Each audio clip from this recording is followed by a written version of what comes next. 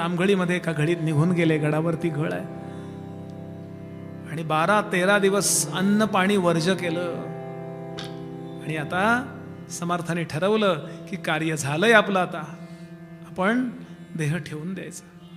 आणि ज्या रामाची जवळपास 36 वर्ष सगुणोपासना केली, निर्गुण ध्यान करून सुद्धा, सगुण आणि निर्गुण याच्यामध्ये ज्याला ऐसपैस फिरता येतं त्याला दोन्ही कळलेलं असतं, हे लक्षात ठेवायला वाक्य. त्या रामरायाच्या चरणी मिठी घातली आणि सांगितलं, रामा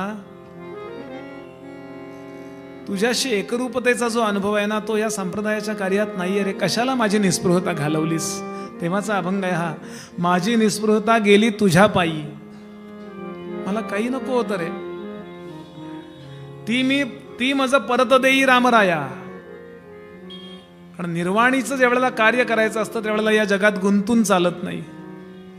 आणि समर्थ सज्जन गडावर आले. 2 वर्ष अन्न पाणी वर्जिलं. मुरुम पात्रातून थोडंसं दुग्ध घेत असत असं वर्णन आहे. अनुदिनी नवमी हे अंतरी ती धरावी. सहज विचारलं याने, उद्धवा रघुकुल तिलकाचा वेध सन्निध आला, तदुपरी भजनाचा पाहिजे सांग केला. भजनाची सांगता करायची, हा देह ठेवून द्यायचा. उद्धवानी उरलेला अर्धा श्लोक पूर्ण केला आणि सांगितलं, अनुदिनी नवमी अंतरी ते धरावी, बहुत लगबगीने कार्यसिद्धी करावी. वा म्हणाले उद्धवा, बरोबर ओळखलंस. दिवसामागून दिवस जात आहेत.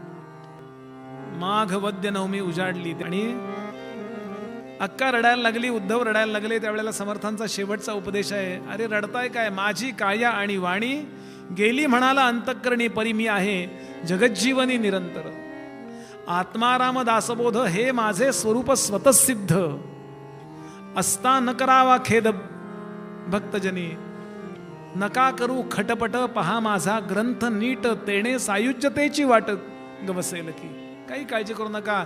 माझं विचार स्वरूप काय आहे तर दासबोध आहे. माझं विचार स्वरूप काय आहे तर मनाचे श्लोक आहेत. माझं विचार स्वरूप आत्माराम आहे, अभंग आहे. तुम्ही त्याच्यामध्ये रमा की तुम्ही माझ्या विचारात रमल्यासारखं आहे.